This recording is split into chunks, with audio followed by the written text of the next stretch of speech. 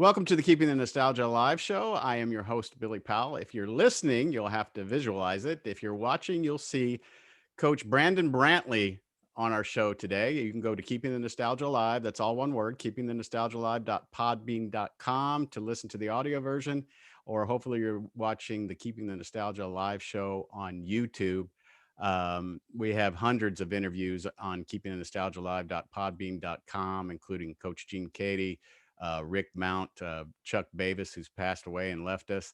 So there's plenty of stuff there for you guys to listen to. I did get approval before we started this interview that Coach Knight behind us wasn't, I didn't have to remove him. And Coach Brantley said it was okay. We could leave him there. And I think it's just because Coach Katie's down below with an autographed photo to me. So I could spend 10 minutes introducing Brandon Brantley, an East Chicago native, went to Andrean High School, won 3 sectional championships there. 2016 Indiana Basketball Hall of Fame Silver Anniversary Team, 1991 Indiana All-Star, was part of 3 Big Ten championships under Coach Gene Katie, and played 10 years of professional basketball. I hear that you had snow in West Lafayette. You've landed in Minnesota for the game tomorrow afternoon. Coach Brantley, thank you so much for spending some time with us. Man, thank you for having me. It's an honor. Before we get into it, what is the protocol now for COVID and flying, and how difficult is that for you guys to go through or do or get used to? It's the travel is pretty much the same. The only thing is you keeping your mask on for the duration of the flight. And there's pretty much no food or beverages on the flight. So if you're hungry and you get on that flight and you haven't eaten, it's going to be hopefully you don't have to go a long distance, because it's going to be kind of tough. But the part I don't like is just keeping your mask on. It just, I think that's the one thing with COVID that's kind of gotten under my skin, is just always keeping a mask on. And I understand why. We want to keep everybody safe. We want to stop the spread of COVID-19. But, sometimes when you have that mask on for a few hours, for me, it just kind of wears on the back of my ears. It just, irritates me. So, I'll be glad, once the masses receive this vaccination and we can kind of get back to normal. Do you think it'll ever get back to normal? Do you worry about that? Or do you think that modern technology is going to help us out and this will be over? I think modern technology will definitely help us out, but I don't know if we'll ever get back to, being the way it used to be. It was, I remember when 9/11 went down, and, it was never the same after 9/11. And I think COVID is going to be the same. I think, we're going to get back to living just fine, but it's going to be different. So is there a lot of testing that goes on? Is there testing before the games, after the games? Is it something that you've got to kind of getting used to, getting yourself swabbed or checked or temperature checked? Or Yeah, we usually test every morning. We go in and get those swabs, even on off days. So a lot of precautions. Everybody wants to be safe. We want to keep playing games and keep advancing. And so it's just one of the things that we have to go through. I don't mind the testing. That doesn't bother me. Like I said, it's just wearing the mask all day that kind of, wears me down. has it hindered the modern day of recruiting, or is that still, you know, still going on strong, or has it kind of slowed it down a little bit? And how do you feel about high school students now and having to go through this pandemic?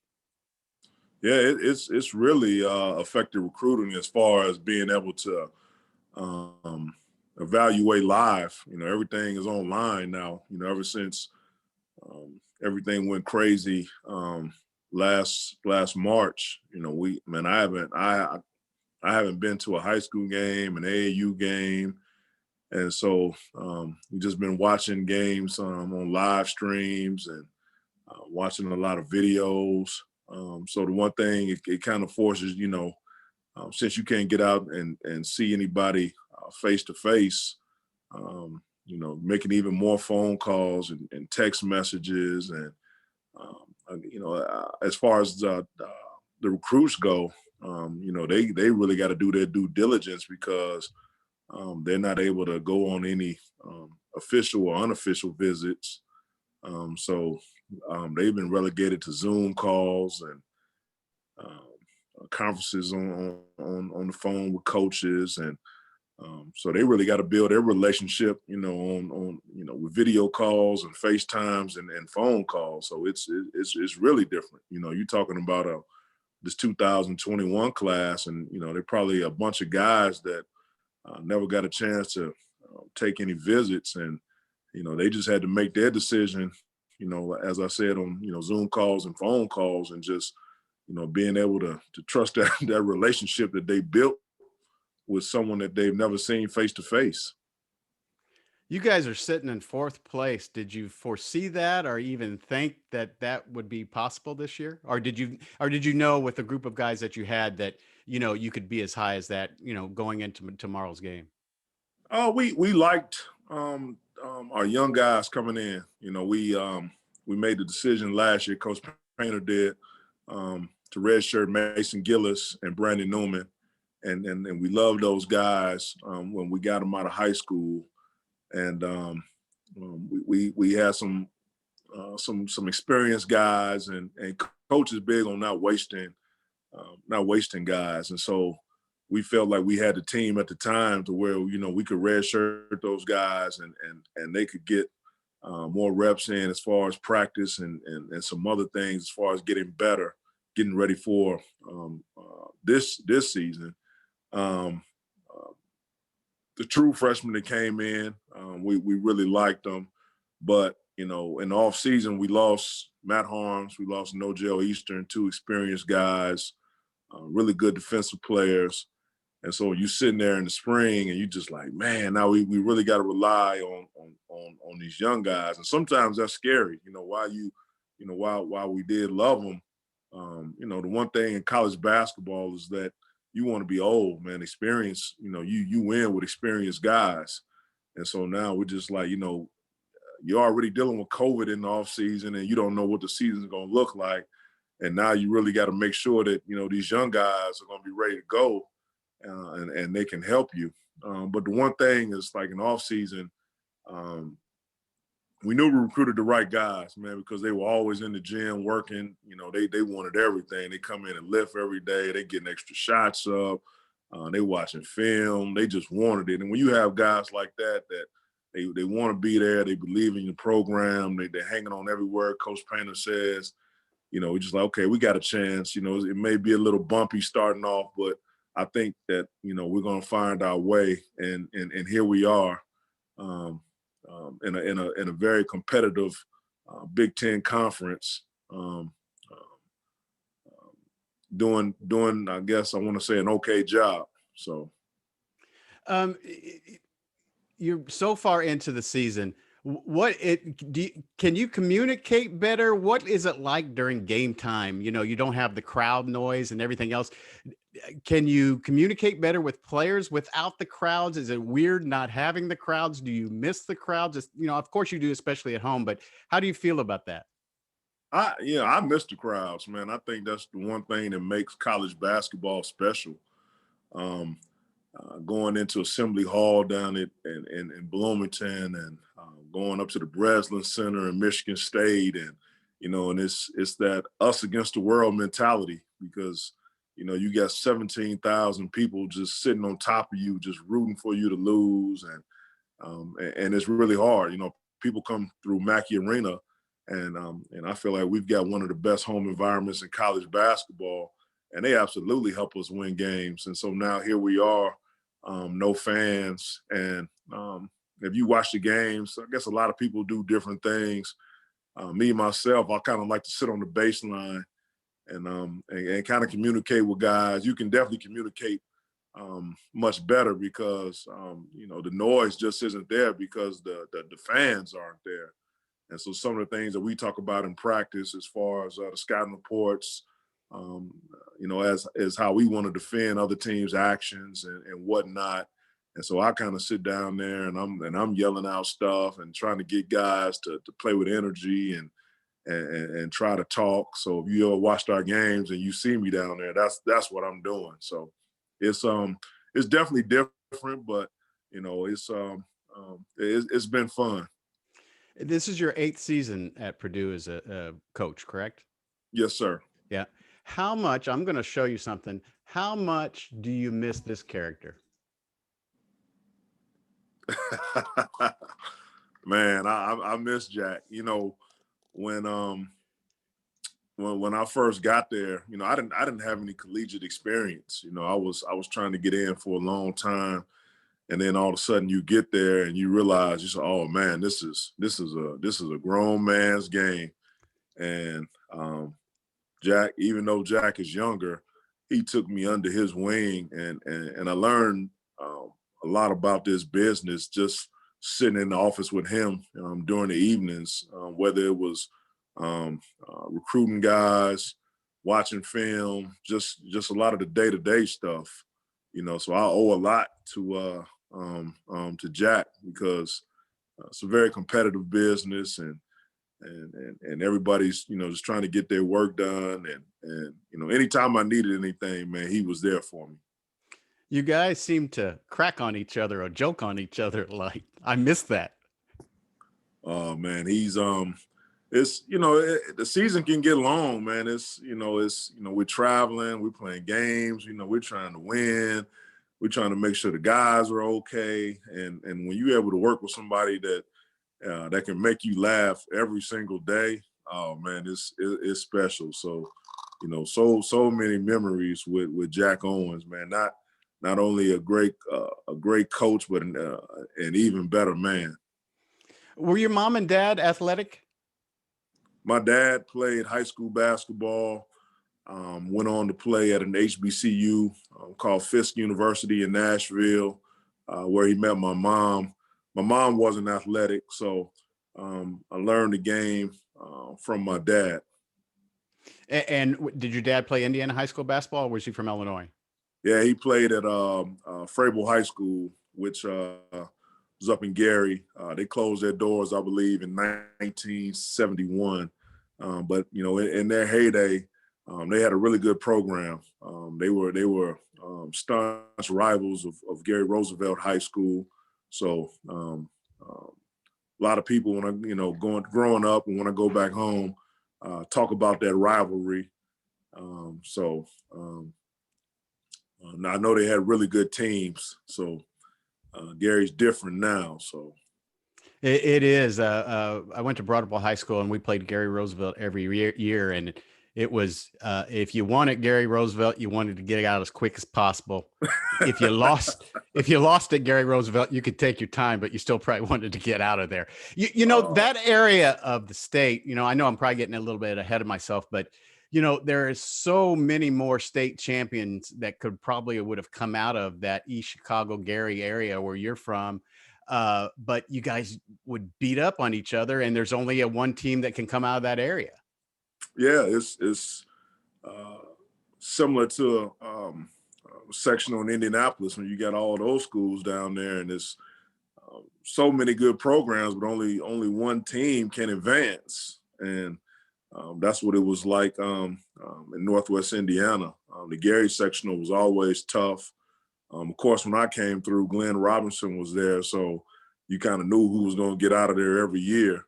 But even our regional, we Andran competed in the Hammond sectional, and so my 3 years of playing high school basketball, I was fortunate enough to be able to win that sectional every year. But the regional in East Chicago was so tough. So East Chicago would usually, we would usually see them. Gary Roosevelt was there, so just between those two teams was a mighty task, just to get out of there. What was recruiting like in your day compared to what it is today? I tell when I'm recruiting, and sometimes, of course I'm not a teenager now, But when I'm talking to some of these kids, I'll talk about my own experiences. And one thing I always talk about is cell phones. I say, you guys, everybody, the world is different now. Everybody has a phone, so you can always communicate. But when I was growing up, we didn't have cell phones. You had the house phone, and so um, I remember every kid when you first start getting attention and love, you love it. So, oh man, I've arrived. This school's calling and that school's calling, and it's fun. And then all of a sudden, you start getting to your senior year, and it just wears you down. And during those times, there was no cell phone, there was a house phone, and so I got tired of just talking to people at night. I'm a teenager. I wanted to just go out and hang with my friends and play ball, just come home and watch TV. And I couldn't do that because the phone was always ringing, before I made my decision. And so I would try to avoid it. I'd tell my sister, like, tell, whoever calls, tell them I'm not home. And my mom was like, nope, this is what you asked for. And so she wouldn't, we had to answer the phone because there was no caller ID or anything like that. So she said, hey, I don't know, somebody could be dying. We got to pick that phone up. And so now these guys, they got the phone with them wherever they go, and they can receive text messages, they can get emails, they get calls. And so, it's much easier, for these guys, even with the internet, they can get on Twitter, and, it's so much different. It's interesting, Coach Kelvin Sampson here at the University of Houston, of course, I'm based out of Houston, Texas, is doing a fine job there. But, what he got in trouble for is now legal with text messaging. You know what I'm saying? Yeah. Yeah. I mean, and the world is like that. Sometimes something can be impermissible, and when college coaches after the season, they get together and they talk about things and they say, hey man, this doesn't make sense. How are you, we're in the business of, I know we're coaching basketball, but at the end of the day, you want to get these young men, you got to have a relationship with them. You want to make them better. Well, how do you get how are you going to make a young man better and you don't have a relationship with them?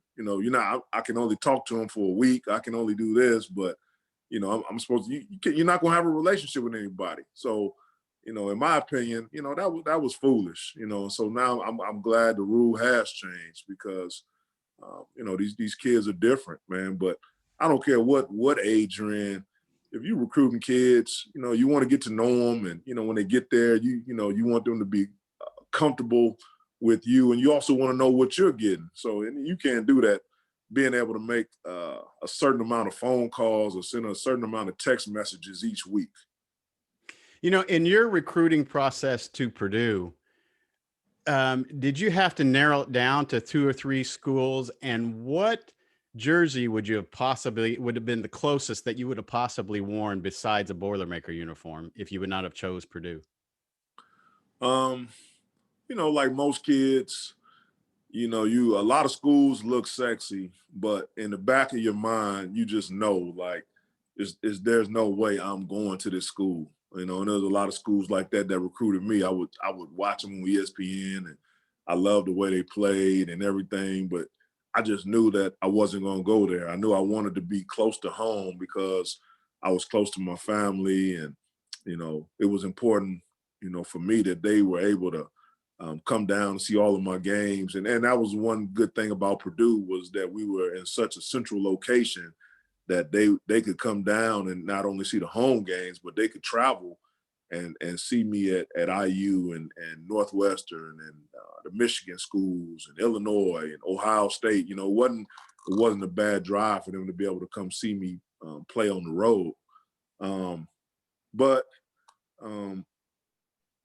I think Purdue, I always liked Purdue from day one. I went, before I even got into college basketball, I went down to Coach Katie's camps my 5th and 6th grade year. And I had no idea I was going to play basketball, let alone at Purdue. I was just a kid. It was something to do in the summertime. So I would walk around Mackey Arena, and I saw the players. It's crazy because Matt Gaddis is one of my favorite all-time Boilermakers, because I remember I would look at the posters in the hallway, and Matt Mac always had a cool haircut and had like 3 gold chains on. I said, boy, I like this dude, man. and then when I got to Purdue, Mac was a guy that took me under his wing and really looked out for me. So I'm always gonna have love for Mac Gaddis. But Coach Weber would run those camps, and Coach Weber was always, man, kind, and he was good to me. And when I started playing basketball and I started getting to the level of where colleges were reaching out to me, he was the first coach that called me on the phone, and he remembered me, from being at camp. And so I thought that was incredible. I was like, this dude, like, you think about how many kids would, come through those camps in the summertime, and he remembered me. And I was just like, wow, but they would invite me down to games and a lot of things. And so in the back of my mind, even at that time, even before like maybe they extended an offer or I really kind of seriously considered where I was going to go, I always knew Purdue was going to be on the list. Now, there were some other schools. I definitely looked at Indiana. My dad was a big fan of Indiana's program. He liked Coach Knight, everything that he stood for. I liked Michigan a lot. I was a big fan of that 89 team with Glenn Rice and Terry Mills and those guys. I like Marquette. I really wasn't familiar, but man, they did a lot of work. They reached out to me a lot. Wisconsin, maybe a couple other schools, but I kind of knew I wasn't going to go far. Want to stay in the Big Ten, and at the end of the day, so man, Purdue just made sense. I was familiar with them. I trusted them. I knew players in the program. Glenn and I talked about possibly going to school together and playing together and rooming together. And, and that was back in 1990. And here we are, 2021. And I'm still at Purdue. So I know I made the right decision. Speak about your relationship with Glenn Robinson. The 1991 Indiana All-Star team. When did your relationship actually start with him? We met as freshmen in high school. So the very first official high school games that we played against each other. When we, neither one of us played varsity. You didn't see a lot of freshmen playing varsity in that day. So we always, and Dran always opened up with Gary Roosevelt, freshman team, JV team, varsity. And so I was kind of coming into my own. I wasn't very good, when I was young, but then all of a sudden I get to high school and I'm about 6'2", 6'3". I was the best player on my team. So, we're walking into Gary Roosevelt and I'm like, man, we're gonna smoke these dudes. I feel good. And then I see Glenn, I'm like, dang, this dude is taller than me. I never heard of him, so I didn't care. He was just okay, And later on that spring, after the season was over, I get a call from AAU team and Gary asking me to come play. So I'm like, oh yeah, for sure. And the coach was like, yeah, we got the best kid in the area, Glenn Robinson. I'm like, who is that? He was like, the big kid over at Gary Roosevelt. I'm thinking like, man, I'm better than him. So fast forward, we get over to their first practice and I found out I wasn't better than him. But we got to know each other. And we became fast friends, man. The one thing is that, man, he was so good, but he was so competitive. And I got so much better just not only playing against him, but playing with him, And so it's always good when you can have a friend like that that's always gonna push you, And I mean, he was so good, I try to explain to our guys how good he was. And the one thing I learned, like, playing with him was I was like, man, if I can play, you can get so much stuff just playing off of this guy because he drew so much attention. And so I was like, I knew I was like, man, you're not going to, coach is not going to run a play for me when I'm out there on the floor, with him because, he shouldn't. He's so good. He should get the ball every single time. But I'm going to get to the glass every time. I'm going to double team. I'm going to have my hands ready. Just, so I got so much stuff playing with him. But going against him, I knew I had to be hooked up every single day because he was a guy that was just he was just so hooked up. So I was like, man, I got to be on my P's and Q's. I got to be ready. And my redshirt year at Purdue, I had to guard him in practice every single day. And, I got my butt kicked a bunch of times in practice, but it absolutely made me a better player. So, walking into the next season, I said, man, I can guard anybody. I had to deal with this dude for a whole year. I can guard anybody. Did you have a favorite? Did you have a favorite player in the NBA? Did you did you have a favorite NBA team growing up? Love the Bulls, man. In Northwest Indiana, we everything Chicago because we're part of the Chicagoland metropolitan area. So we're just gonna follow everything in Chicago. So I was born and raised a Bulls fan. So I was a Bulls fan before Michael Jordan got there. I remember going to games and it was Reggie Theus's team. You could go to the old Chicago Stadium and you buy a ticket and you got 4 seats. Nobody was going to the games. And then all of a sudden Michael Jordan got there and we were still fortunate. It was before people really found out how good he was. And so we would still go to games. And then I just remember maybe it was the 87, 88 season. It was just like games were sold out. It was so hard to get tickets after that. But Michael Jordan, I really loved Michael Jordan growing up. I loved the Iceman. My mom was from San Antonio, Texas. And so when we would go down to visit, we would go to Spurs games. And so I love George Gervin. Of course, I love Dr. J growing up. I was the kind of like, I had a favorite player, but I appreciate, all great players. Now the big debate is, who's the greatest between LeBron James and Michael Jordan. And people really get mad. Like they draw a line in the sand. And I still believe Michael is the greatest, but I respect LeBron's greatness. Like he's great. You can't take anything away from him. So when I was in high school, the big debate was, who was greater between Magic and Michael. And I think I'm always going to side with Michael, but I definitely respected Magic's greatness. The Iceman played for the Bulls for a little bit. Yeah, we got him. We got him on the downside of his career, but he was still 16 points a game, but not good enough to where we were gonna get past Larry Celtics. But it was good. If you watch the Last Dance documentary, just watching the evolution of that team, like I remember it. And so I remember, when the Bulls finally won that title, man, I was just so happy. There was a game that the Pacers were playing the Spurs, and I think Dudley Bradley was like supposed to be this defensive guru. And if they held the Spurs or George Gervin under a certain amount of points, everybody was going to get free Kentucky Fried Chicken. So, first 2 quarters, Dudley Bradley was holding them to, below average. And then he busted out, and I think he scored 56 for the game, running around telling the fans, no chicken for you. No chicken tonight. Man, he could score that ball, man. Boy, he could score.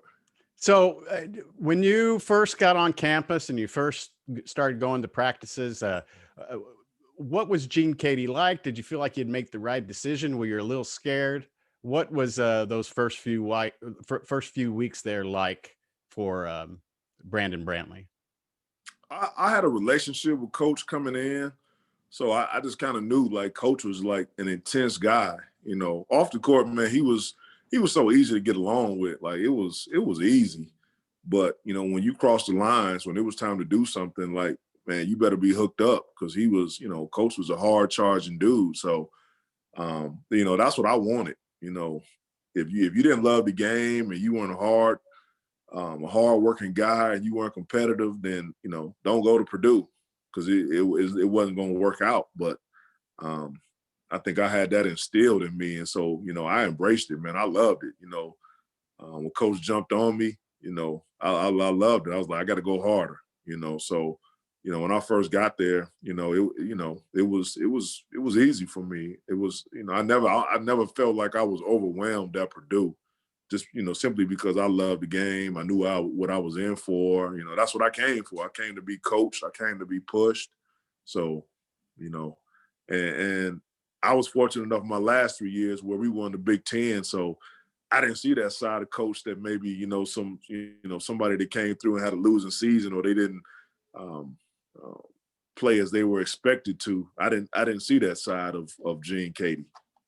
There's the perception that Indiana hates Purdue, Purdue hates Indiana, but the reality of it is, I mean, I'm assuming, maybe I'm wrong, it's not a marked game on the schedule. It's just like any other game that you played, or did you practice a little bit more for other opponents than you would for some other opponents? Or, you know, do you play ball with some of those people who played at Indiana University against you still? You know what I'm saying? You know where I'm going with that? It's I think I can speak for those guys when anytime we play them, there is going to be some motivation because they are rivals, and it's nothing wrong with that. That's the way it's supposed to be. Nobody wants to see a soft Indiana Purdue game. The state wants to see us going at them and them going at us, and so I don't think anything's changed. Even now, we play Indiana, our guys they're gonna get up for that game, I'm willing to bet when IU plays us, it's gonna be the same. The feeling is mutual. So even when I played, part of me going to Purdue, that was a game that I look forward to because I watched it on TV and I'm like, boy, this is intense. I can't wait to be a part of something like this. But I did know guys who played at that program, and I'm to this day I'm still cool with a bunch of those guys. I played AAU ball with Brian Evans. Brian Evans is a great guy. I knew Allen Henderson coming up because we were in the same class. Man, he's a great guy. Still talk to him to this day, man. Not a good guy, a great guy. I didn't know Calvert in high school, and then I met him once I started coaching at Purdue because he was on staff in St. Louis, and I was just like, this dude is unbelievable. Like, I was like, man, I love just sitting here talking to him. Like, you never know that, man, he's an all-time leading scorer in the Big Ten. Like, just that good of a guy. But Greg Graham, Jamal Meeks, a bunch of those guys, man, just good guys. And that's the one thing about basketball. Sometimes is you compete hard, and then all of a sudden, once the dust settles, and you like, oh man, these are some good guys over here. So that's how I've always felt about a bunch of guys that have played down there. When did the idea of coaching basketball come to your mind? Was it during your playing days, of course, or were you getting toward the end of your professional career when it crossed your mind, or is it something that kind of snuck in there during your playing days at Purdue that you wanted to coach?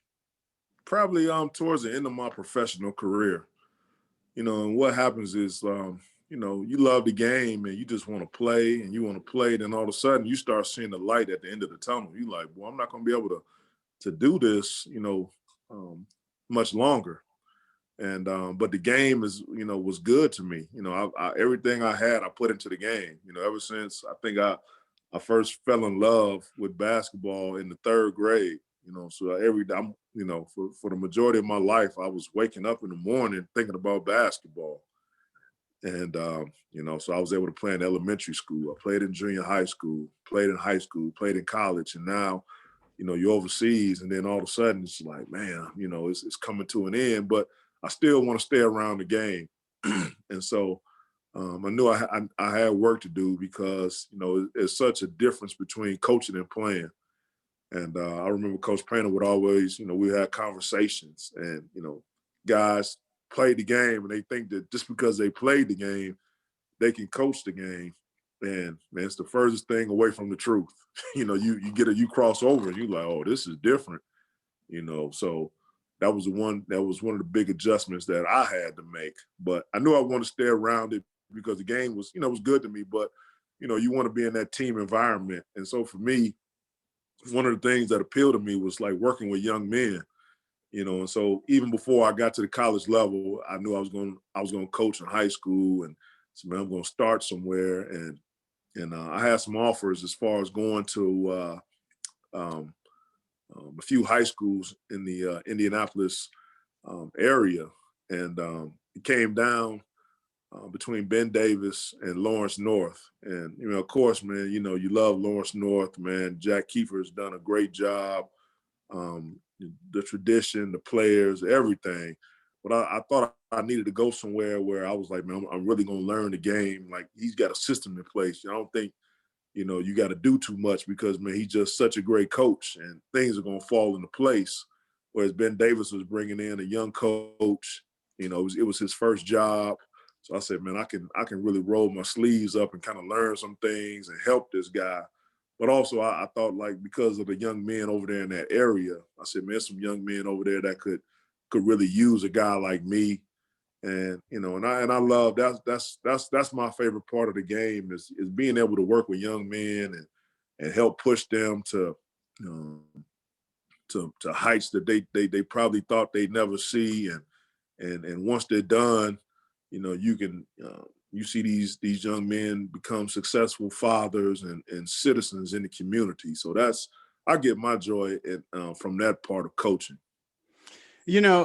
Kenny Barlow, who played at Notre Dame and then had a fabulous career overseas, he said the other day that, he gave up a guaranteed contract and gave up playing in the NBA, but he would not do it over again and would continue to play overseas for what he would do it again the same way.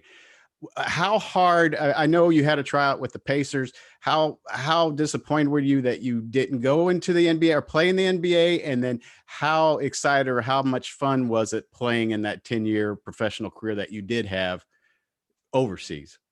Well, I wasn't a guy that was, I always knew, like, it's hard to play in the NBA. I look at some of these young guys now and like they know they're going to the NBA. I'm just like, boy, that's a lot of confidence to have. Like, have you really sat down and watched an NBA game? Have you, like, seen these guys up close? And I know I competed at a high level in college, but I was realistic. I was like, man, everybody wants to play in the NBA, but man, it's going to be hard. And so, I was fortunate enough to be invited into a rookie camp with the Pacers, and even going in, and I thought I did pretty well. I was like, man, this is going to be hard. It's only a certain amount of spots. You got to be really, really good. So when I didn't make it, I wasn't, my head wasn't down. I kind of knew. I was like, I need to start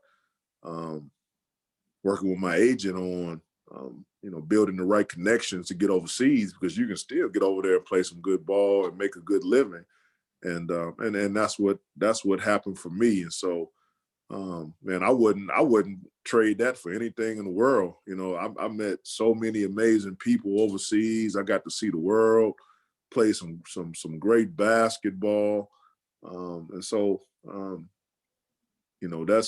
look at it as, I said, man, that's what God wanted and needed me to be, and man, 10 fabulous years, man. I'm still in contact with a lot of people that I met overseas. So I wouldn't trade it for anything in the world. But I knew it was hard to play in the NBA. So it's, sometimes when these young guys talk about it, I'm just like, man, you make it sound like it's like baking a cake on Sunday morning. So you're a historian of the game. You're a basketball junkie. How do you continue a relationship with someone and be a junkie of the game? Like, is your wife also a basketball a lover? I mean, how do you balance a personal life with coaching the game of basketball? Um, my wife is she watches the games. She'll watch. I think she understands a little bit more because it's my job, and so she'll see these teams when she comes to the game. So I think she'll watch, some of the games on TV, a little bit. I'm not gonna say um, she's totally engulfed into it. But the one thing is, we go into the office, and man, Coach Painter is, he's like a walking basketball encyclopedia. You drop any name and he knows, and he's gonna tell you the high school that guy went to, college, man, knows everything. So, even though we're in there trying to, do the best job we can for Purdue, a lot of basketball conversations, and also with Facebook, you mentioned Ken Barlow, and I love going over to Barlow's page, and just a bunch of guys. It's kind of like a virtual barbershop over there. So we arguing and debating the game.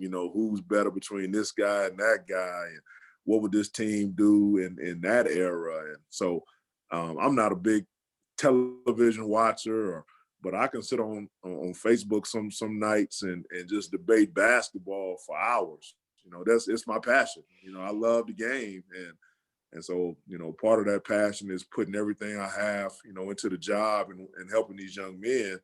But my getaway sometimes is watching NBA basketball game or simply just being around some former players and just talking about the game. Once Barlow and you guys get into that conversation, I'm like, nah, I'm not even going to get into. I'm not even going to get into that because I could be getting notifications up until 3 or 4 in the morning.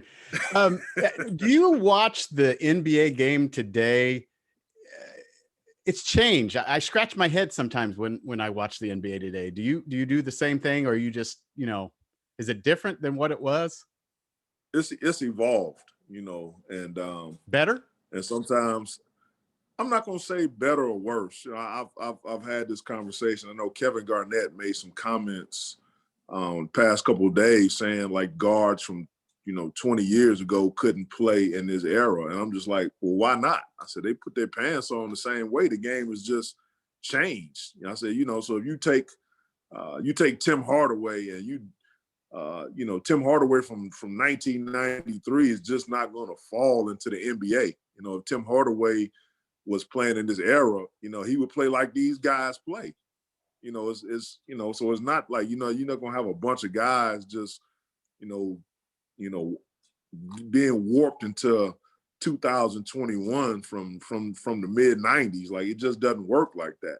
People say, oh, LeBron James couldn't have played in the 80s. Well, why not? I said he'd be just like everybody else. Like he'll have that same mentality, the same makeup. He's gonna play the game like everybody else. Like LeBron James from 2020 is just not gonna fall into 1985. It doesn't work like that. So Uh, I didn't understand his comments. do you play basketball video games? No, Okay. I'm not a video game guy.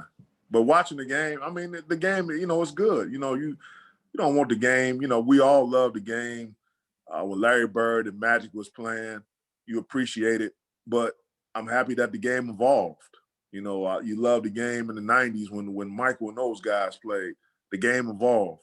Then it goes to Shaq and Kobe and Tim Duncan Spurs, and it was all great basketball. But that's the beautiful thing about our sport is that it keeps evolving, and so now you see these the 3-point shot is such a weapon, and so now you watched back in the golden era of NBA basketball, and it was a big man's game, and now you're talking about 5 skilled guys.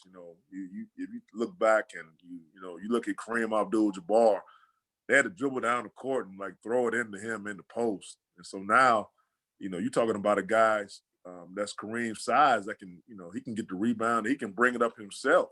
He can make a dribble up three. He can make a move off the bounce, and he can advance the ball. So, the game is, it evolves.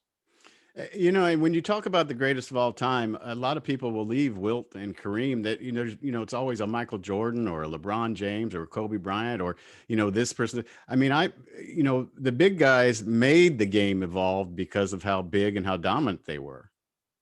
Yeah, it's it, another great thing about our sport. It's football. It's just like who, you know, that argument is so much harder in football because it's there's so many different positions, and I was having this conversation with somebody. I was saying like, how can you leave like a guy like Ray Lewis out of the conversation? Like Ray Lewis is always on the defensive side of the ball, but he impacted the game.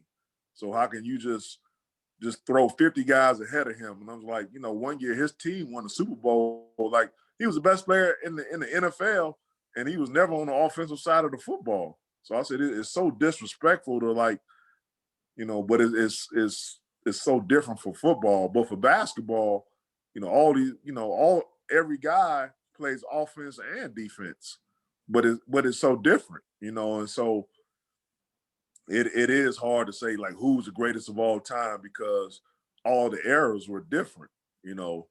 what Michael did was unbelievable. But you know, what Magic and Bird came through and saved the game. Like what they did was incredible. What Kareem Abdul-Jabbar did in the 70s was incredible. And I tell the young guys, I wasn't around, I wasn't alive, I didn't see Wilt Chamberlain and Bill Russell in their primes, but you can undermine their numbers and what they did, and also in that time, facing the racism that they did, and I said, man, you can't discount that.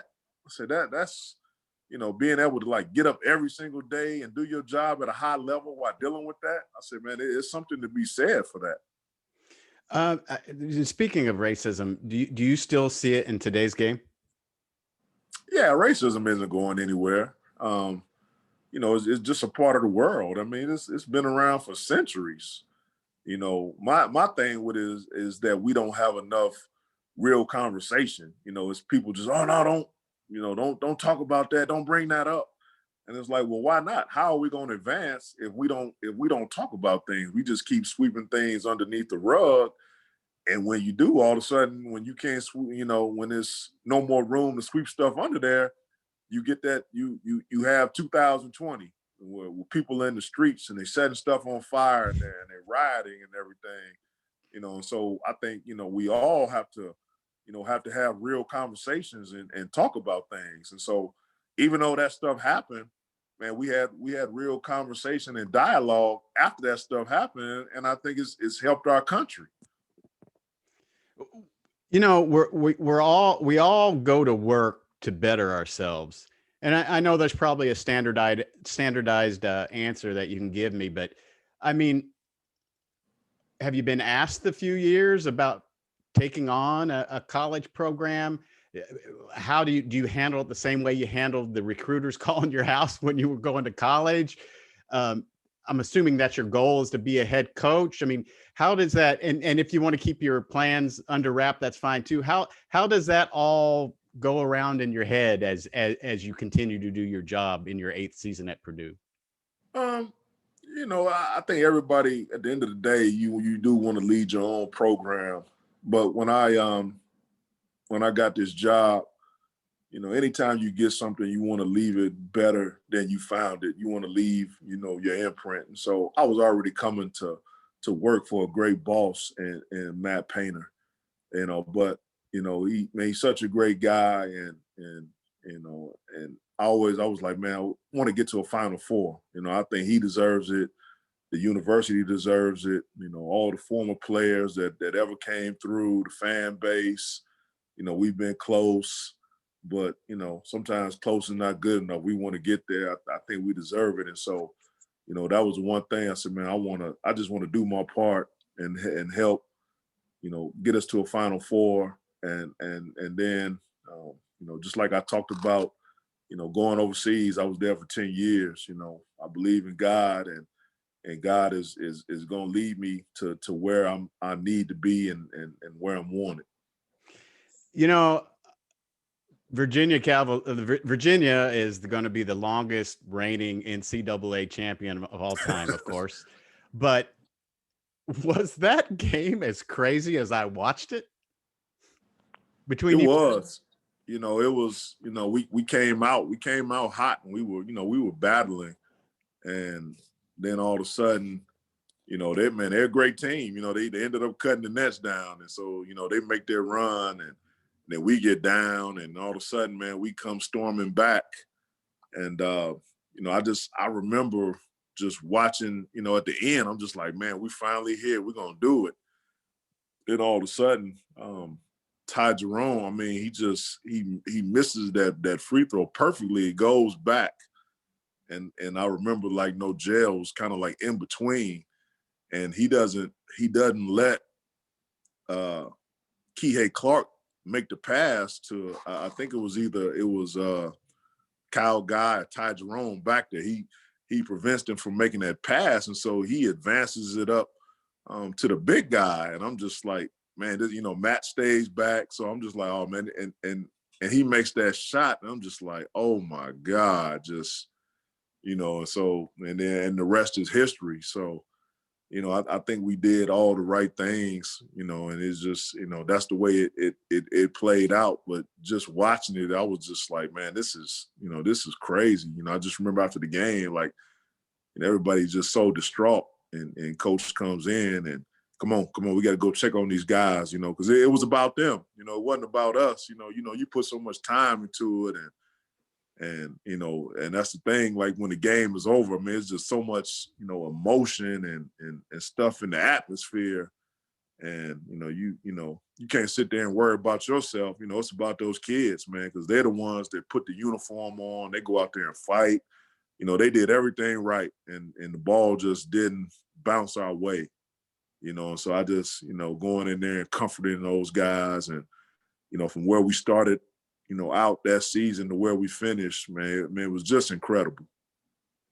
Uh, are you guys excited? It doesn't matter that everything is going to be in the Indianapolis area for the Big Ten tournament. I think is in Indianapolis. The NCAA tournament's going to be in Indiana. Were you guys excited to hear that? It doesn't make a difference. You guys just have one common goal, or how did you guys when you found that out?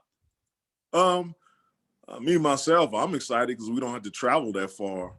But no matter where the games are going to be played, you're gonna have to roll up your sleeves and fight anyway. I don't think like anybody's gonna lay down just because they got to play Purdue in the state of Indiana. It's gonna be no different, man. It's gonna take a lot of focus and hard work and determination to win an NCAA tournament game. I don't think people realize like how hard that is, because everybody is playing at such a high level, and everything is on 10. So like I said, no matter where the game is, man, it's going to be a fight.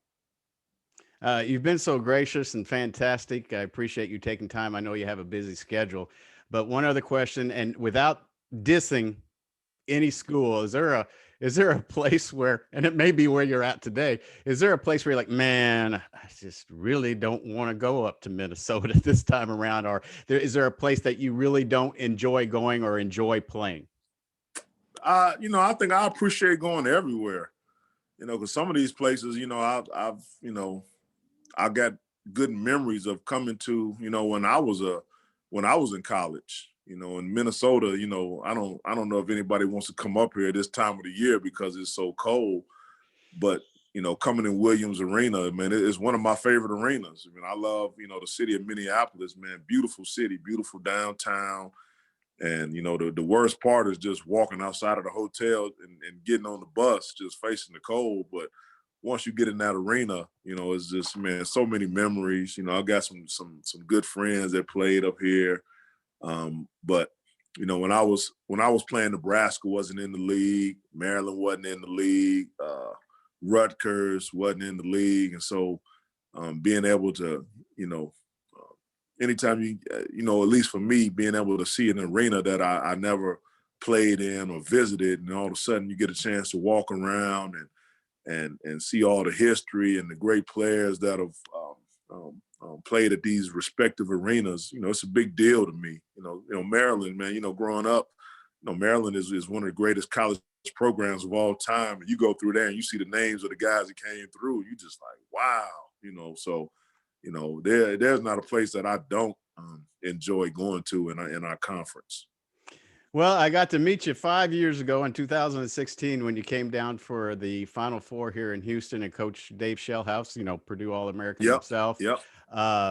was here. And it took 5 years for me to get you on the show, but it's fantastic. And you're not as intimidating as I thought the big man was going to be. And I thank you so much for your time. Oh, man, thank you, man. I appreciate it. And anytime I get a chance to talk some basketball, it's my passion. So, man, thank you for having me on. I think everyone enjoyed it. I thank you for your time, and good luck Thank you. tomorrow. Thank you.